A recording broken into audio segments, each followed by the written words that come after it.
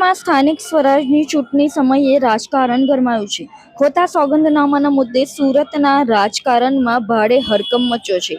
આમ આદમી પાર્ટીના ઉમેદવાર સાગર સવાણીએ તેમના પ્રતિસ્પર્ધી ઉમેદવાર પર ગંભીર આક્ષેપો કર્યા છે।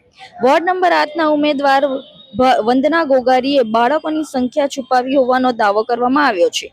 3 સંતાનો હોવા છતાં એફિડેવિટમાં 0 સંતાન દર્શાવતા વિવાદ છેડાયો છે। બીજી વખત રજૂ કરેલા સોગંદનામામાં પણ 2 સંતાનોની ખોટી વિગત આપી હોવાના આક્ષેપ કરવામાં આવ્યા છે। આપના ઉમેદવારે પુરાવા સાથે ચૂંટણી પંચમાં વાંધા અરજી દાખલ કરી છે। ગુજરાતના નિયમ મુજબ 3 બાળકો ધરાવતા વ્યક્તિ ચૂંટણી લડવા માટે ગેરલાયક હોવાનું આપના ઉમેદવારે જણાવ્યું છે। જે ચૂંટણી પંચને છેતરી શકે તે જનતાનું ભલું કેવી રીતે કરશે તેવું આપના ઉમેદવાર સાગર સવાણી દ્વારા સવાલ કરવામાં આવ્યો છે। ઉમેદવારની વિશ્વસનીયતા તપાસીને જ મતદાન કરવા જનતાને હાકલ કરવામાં આવી છે। વોર્ડ નંબર 8ની જનતા આ છેતરપિંડીનો જડબાતોડ જવાબ આપશે તેવું સાગર સવાણીએ જણાવ્યું છે। આ જ વોર્ડમાં અપક્ષ ઉમેદવારનું ફોર્મ 3 બાળકોના કારણે રદ કરાયું હતું તો ભાજપ ઉમેદવાર પર ચૂંટણી અધિકારીઓ કેમ મહેરબાન છે તેવા સવાલો કરવામાં આવી રહ્યા છે। ન્યાય નહીં મળે તો કોર્ટમાં જવાની તૈયારી પણ સાગર સવાણી દ્વારા દર્શાવવામાં આવી છે।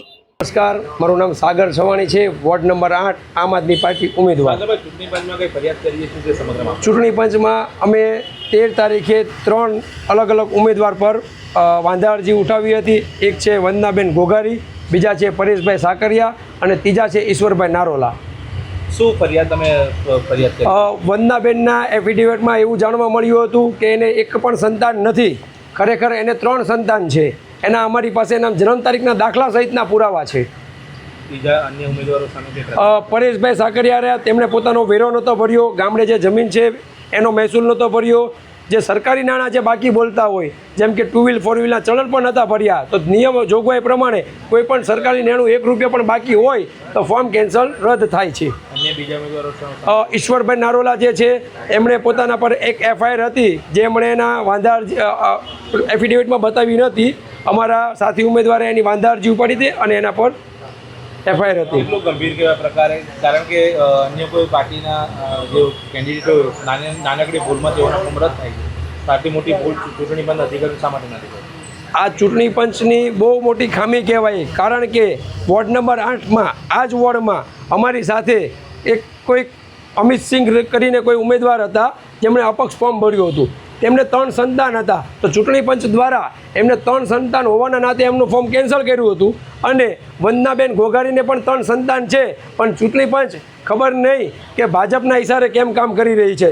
જો અમિત સિંઘનું ફોર્મ કેન્સલ થાય, રદ થાય તો વંદનાબેન ગોગારીનું પણ ફોર્મ રદ થવું જોઈએ અને નિયમ પ્રમાણે તમામના રદ થવા જોઈએ। જેમને 3 સંતાન હોય ફોર્મ જ ના ભરી શકે। શું માંગણી તમારી? અમારી માંગણી એ જ છે કે ચૂંટણી પંચ નિષ્પક્ષ કામ કરે, ભાજપના દબાણમાં આવીને ભાજપના નિયમ પ્રમાણે કામ ન કરે, ચૂંટણી પંચ પોતાના નિયમ પ્રમાણે જે જોગવાઈમાં નિયમ લખેલા છે એ પ્રમાણે કામ કરે એવી અમે અપીલ કરીએ છીએ। જો ઉમેદવારી પત્રનું રદ ન થાય તો અમે કોર્ટનો દ્વાર ખખડાવીશું। અત્યારે અમે કલેક્ટરશ્રીને પણ અરજી આપી છે અને ત્યાંથી પણ જો અમને યોગ્ય જવાબ નહીં આવે તો આગળ અમે કોર્ટમાં પણ જવા તૈયાર છીએ।